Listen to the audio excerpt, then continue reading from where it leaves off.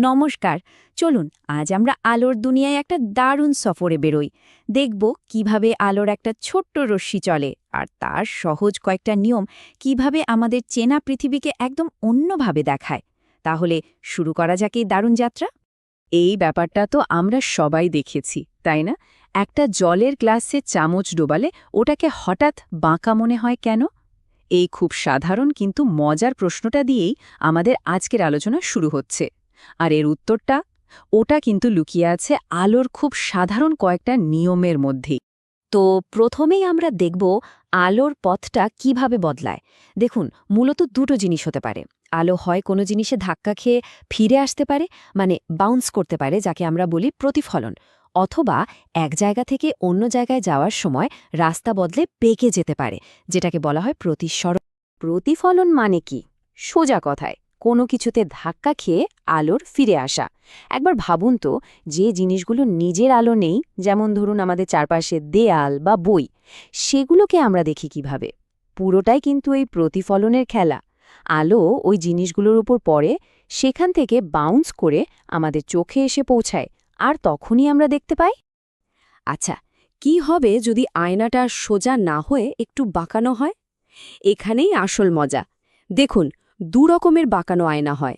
একটা হলো অবতল দর্পণ, যেটা ভেতরের দিকে ঢোকানো, এটা জিনিসকে বড় করে দেখায়। খেয়াল করেছেন ডেন্টিস্টরা ঠিক এটাই ব্যবহার করেন।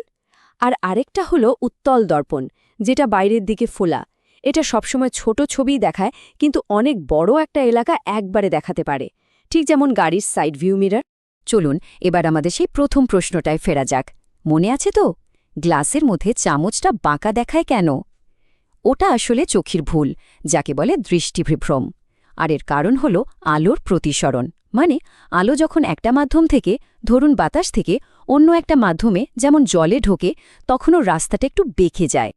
ব্যাপারটা কিভাবে হয় চলুন একটু ভেঙে দেখি। খুব সহজ তিনটে ধাপ আছে।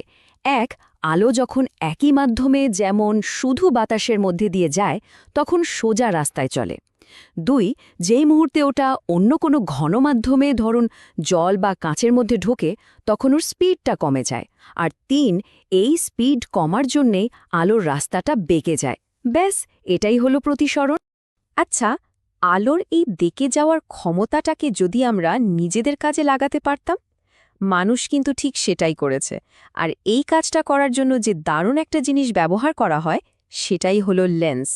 লেন্স কিন্তু মূলত দু রকমের হয়। একটা হলো উত্তল লেন্স, এটা মাঝখানে মোটা আর ধারে সরু। এর কাজ হলো আলোর সব রশ্মিকে এক জায়গায় এনে মেলানো। আর একটা হলো অবতল লেন্স, যেটা ঠিক তার উল্টো, মাঝখানে সরু আর ধারে মোটা। এটা আলোর রশ্মিগুলোকে চারিদিকে ছড়িয়ে দেয়। তো একটা আলোক রশ্মিগুলোকে কাছে আনে আর একটা দূরে ছড়িয়ে দেয়। এই দুটো দিয়েই কিন্তু আলোর সব কারসাজি করা হয়। আর ভাবলে অবাক হতে হয়, এই সাধারণ লেন্সগুলোই আমাদের রোজকার জীবনে কত কি না করছে। যেমন ধরুন আতশকাচ, ওটাতে একটা উত্তল লেন্স থাকে, যা ছোট জিনিসকে বড় করে দেখায়। আবার ক্যামেরার ভেতরেও কিন্তু উত্তল লেন্সই আছে, যেটা বাইরের পুরো দৃশ্যটার একটা ছোট্ট ছবি সেন্সরের ওপর তৈরি করে। আর চশমা, ওটাও তো লেন্স দিয়ে আমাদের চোখের দেখার সমস্যা ঠিক করে দেয়। জানেন তো, আমাদের চোখও কিন্তু একটা দারুণ প্রাকৃতিক লেন্স। এর একটাই কাজ, বাইরে থেকে আসা আলোকে একদম ঠিকঠাকভাবে চোখের ভেতরের রেটিনা নামের একটা পর্দার উপর ফোকাস করা। কিন্তু অনেক সময় এই ফোকাস করতে গিয়েই গণ্ডগোলটা হয়। একটা খুব কমন সমস্যা হলো মায়োপিয়া, মানে কাছের জিনিস স্পষ্ট দেখা গেলেও দূরের জিনিস ঝাপসা লাগে। কেন হয় এটা? কারণ এক্ষেত্রে চোখটার আলোকে প্রয়োজনের থেকে একটু বেশি বেঁকিয়ে ফেলে। ফলে ছবিটার রেটিনার ওপর না পড়ে তার আদেই তৈরি হয়ে যায়, আর তাই আমরা ঝাপসা দেখি। এর সমাধান কিন্তু খুবই বুদ্ধিদীপ্ত। একটা অবতল লেন্সের চশমা ব্যবহার করা হয়।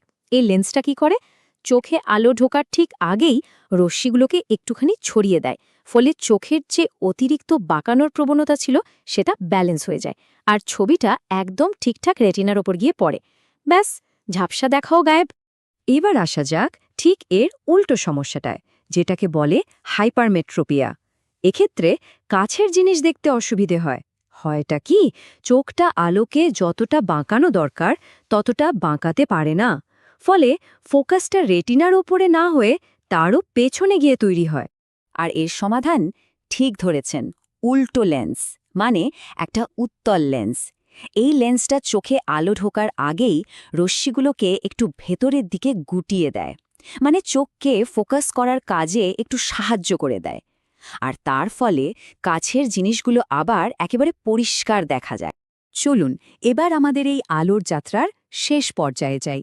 এখানে আমরা দেখব আলো যখন বাতাসের মধ্যে থাকা ধুলোকণার সাথে ধাক্কা খায় তখন কি অদ্ভুত ঘটনা ঘটে। আর হ্যাঁ, আকাশ কেন নীল বা বিপদ সংকেত কেন লাল হয়, এই সব রহস্যের সমাধান কিন্তু এখানেই লুকিয়ে আছে। আমরা যেটাকে সাদা আলো দেখি ওটা আসলে কোনো একটা রং নয়, ওটা হলো ৭-৭টা রঙের একটা মিশ্রণ। আর যখন এই সাদা আলো কোনো প্রিজমের মধ্যে দিয়ে যায় তখন সেটা ভেঙে গিয়ে তার ওই ৭টা আসল রঙে ভাগ হয়ে যায়। এই ঘটনাটাকেই বলে বিচ্ছুরণ। আকাশে যে রামধনু ওঠে সেটাও কিন্তু ঠিক এই একই কারণে। ওখানে বৃষ্টির ফোঁটাগুলোই এক একটা ছোট্ট প্রিজমের মতো কাজ করে। আর একটা মজার ঘটনা ঘটে যাকে বলে বিক্ষেপণ। এটা কি? আলো যখন বাতাসে ভেসে থাকা ধুলোকণার সাথে ধাক্কা খায় তখন চারিদিকে ছড়িয়ে ছিটিয়ে যায়। এখন প্রশ্ন হল, আকাশ নীল কেন? কারণ নীল আলোর ওয়েভলেংথ বা তরঙ্গদৈর্ঘ্য খুব ছোট, তাই ওটা বাতাসে সবচেয়ে বেশি ছড়িয়ে পড়ে।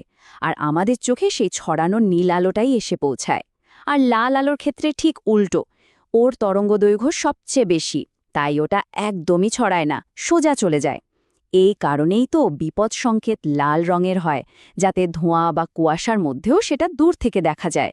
তো আমাদের আলোচনা আজ এখানেই শেষ, কিন্তু যাওয়ার আগে একটা ছোট্ট প্রশ্ন। আমরা তো জানলাম যে বায়ুমণ্ডল আছে বলেই আকাশ নীল।